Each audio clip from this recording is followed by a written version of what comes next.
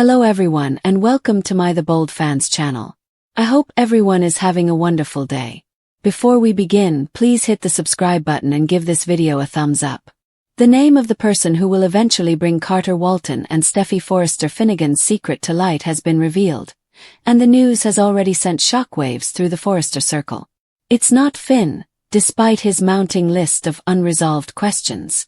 It is not Daphne, despite the heated fight that followed her pregnancy revelation. Ridge, who has known enough for days to force the matter, instead opts for a more controlled type of pressure. Sheila Carter will expose the affair. The woman whose presence has already shattered one marriage will now complete the task of breaking the carefully maintained hush surrounding the other. The method, time, and intention are all consistent with what Sheila has always done best. She waits until the private damage is virtually complete before ensuring the rest of the world sees it. Sheila's road to the truth begins with the same trait that has made her dangerous for decades: an almost forensic attention to the emotional climate within the family she is determined to claim.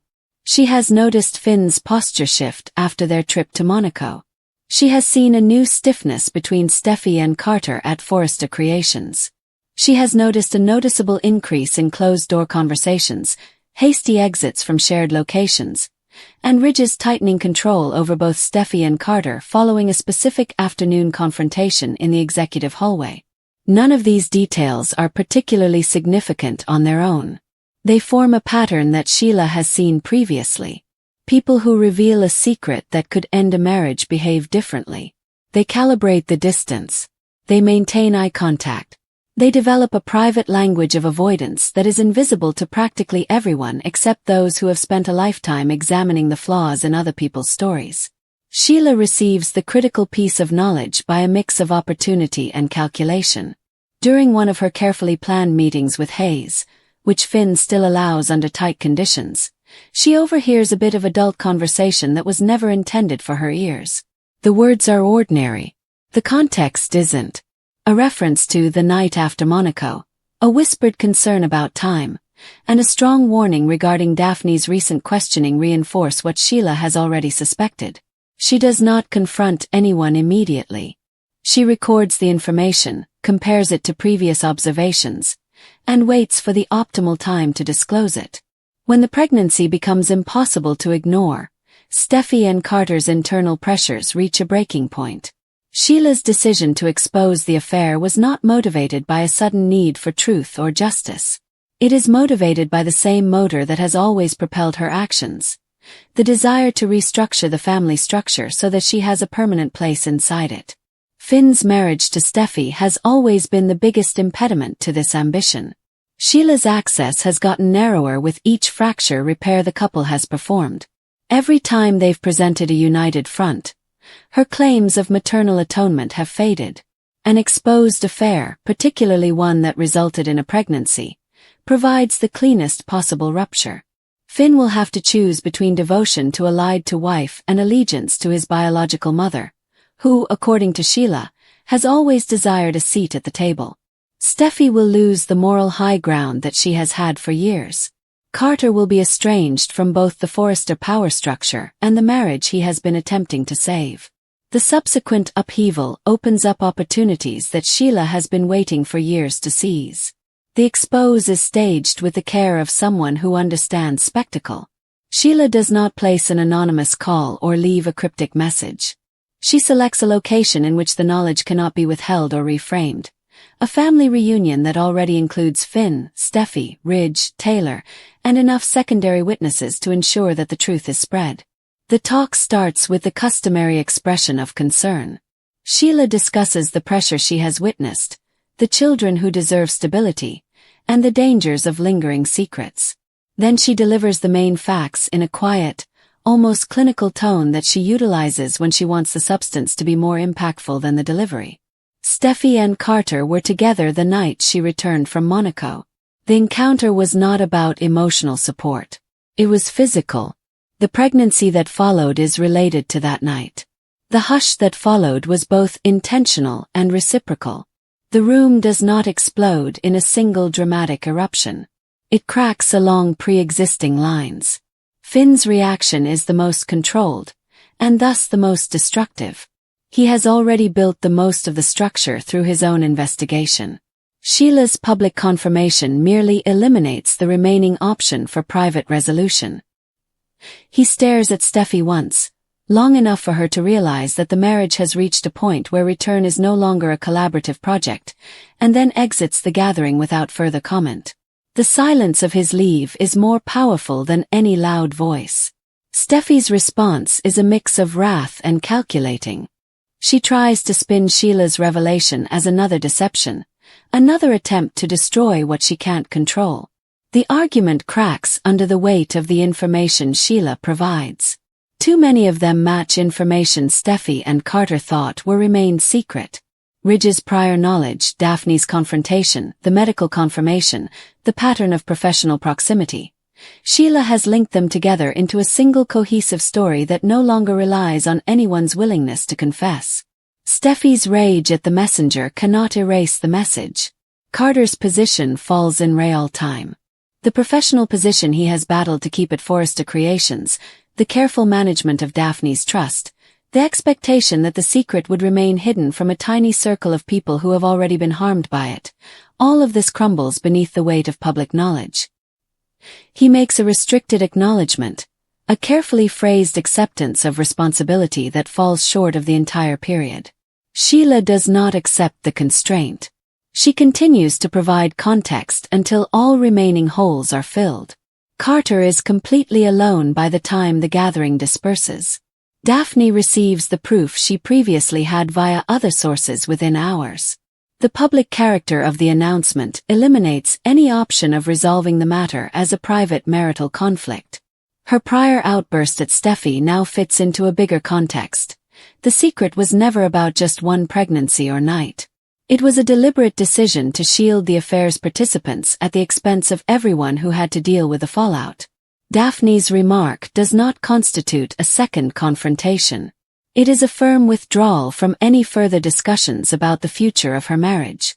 The larger ramifications propagate in predictable but nevertheless catastrophic waves.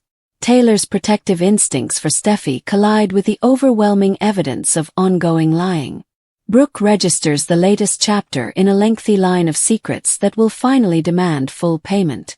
Will and RJ, already dealing with the fallout from the Youthline controversy, see the current crisis as further evidence that the company's internal culture is incapable of handling its own complications.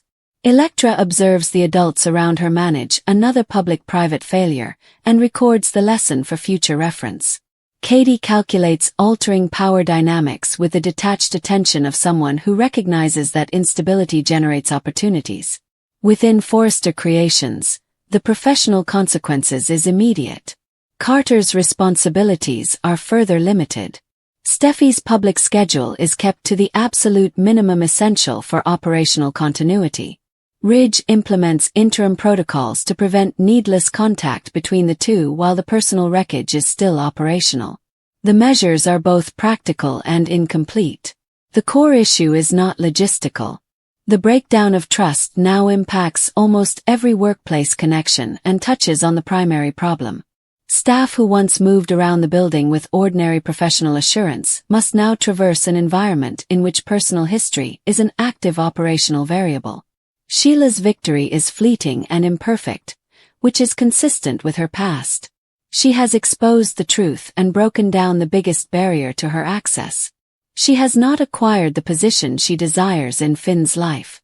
Finn's reaction to the revelation is not a move toward his birth mother. It is a deeper separation from all relationships that has caused him to suffer additional harm. The children become his main concern. The marriage becomes a legal and technical issue, rather than an emotional one. Sheila's expectation that the crisis may provide an opportunity for maternal reconciliation is greeted with the same obstacle she has always encountered. Finn's refusal to allow the disruption Sheila causes become the organizing principle of his existence. The extended arc that follows the exposure represents the slow, grinding process of consequence. Finn and Steffy's separation hardens into formal agreements, but the duration and result remain unknown. Carter and Daphne's marriage ended in practical terms long before any legal paperwork is submitted. Pregnancy becomes a permanent reality that must be negotiated rather than managed.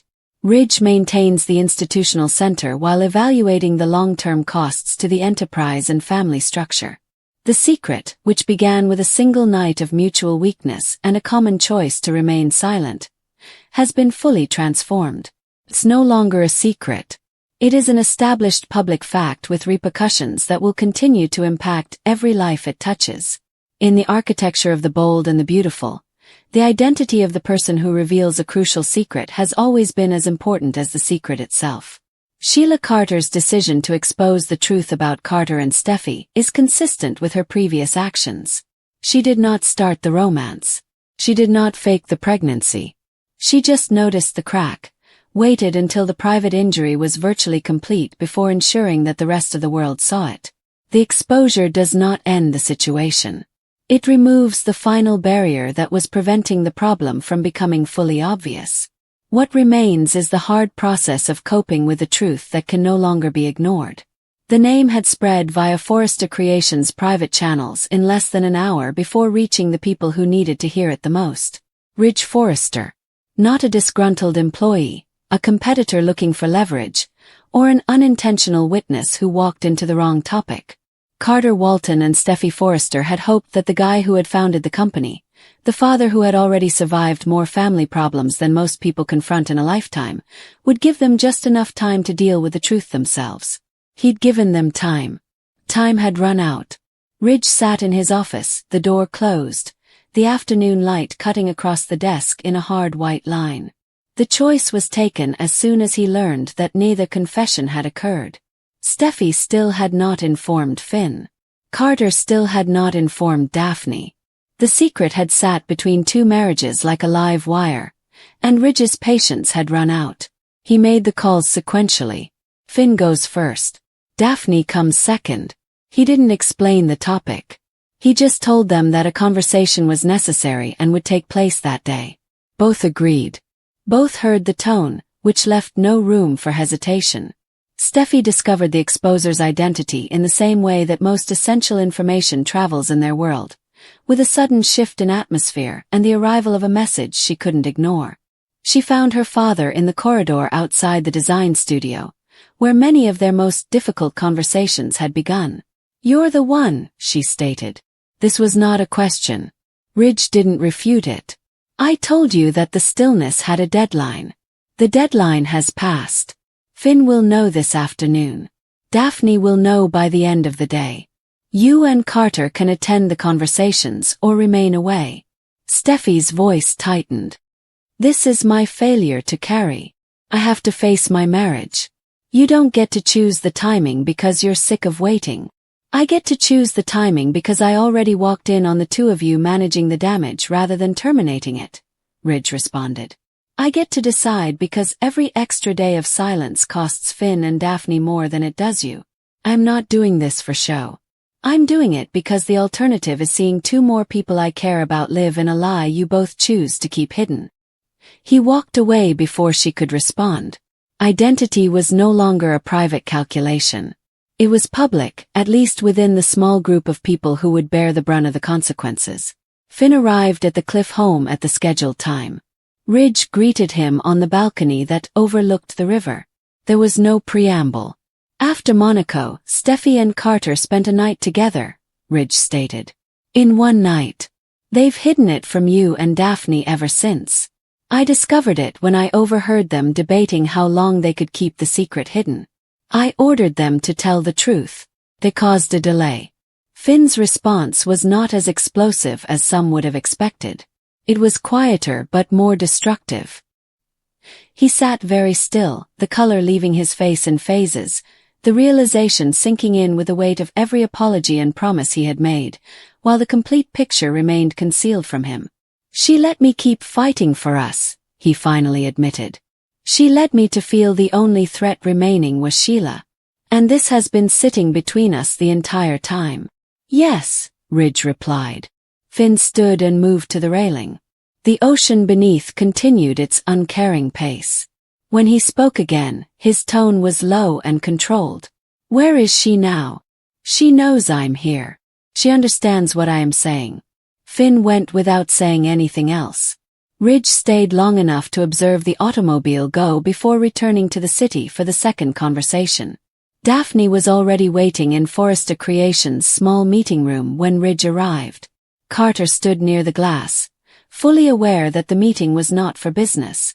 Ridge closed the door and addressed Daphne directly. "Your husband and my daughter spent a night together after she returned from Monaco," he stated. "This has not happened again. They have kept the secret since.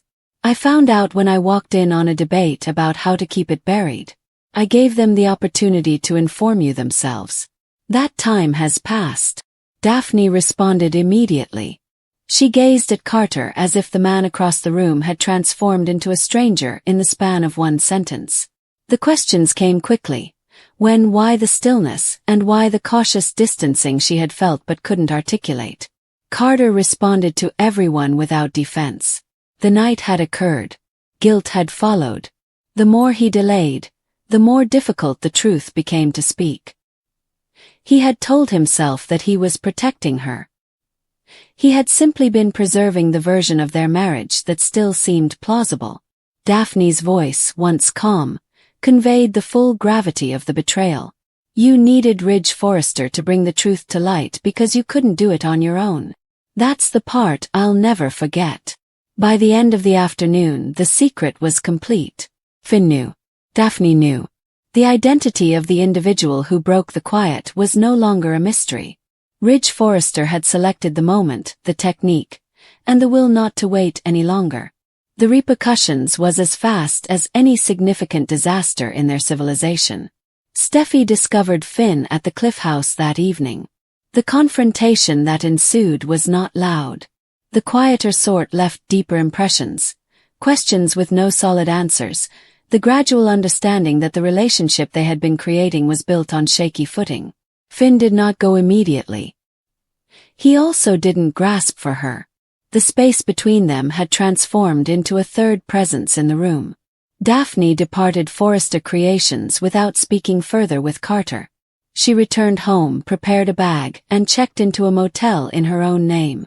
The marriage, already strained by medical uncertainty, now carried the added weight of an irreversible betrayal. It was unclear whether it would survive in the next days. At the company, knowledge circulated in the same manner that family secrets usually did. Brooke absorbed all of Ridge's details that evening, sitting with a confusing mixture of sadness and protective wrath that comes with loving people who keep repeating the same mistakes. The younger generation felt a shift in the mood but had no idea why. Sheila, who is always on the lookout for flaws, saw the new fracture and began to consider how it could help her own unfinished business. Ridge did not feel satisfied with the role he had played. He had not revealed the affair out of cruelty or a desire to dominate the story for his own benefit. He'd done it because the alternative was to allow the damage to continue while remaining silent. The identity of the exposer was obvious to him from the moment he overheard the dispute in Carter's office. The only question that remained was how long he was ready to let the cost rise. The answer had been simple. Not one more day. In the days that followed, the consequences aligned themselves with unwavering logic. Finn and Steffy tried the daunting task of determining whether the marriage could still withstand the weight of what had been revealed.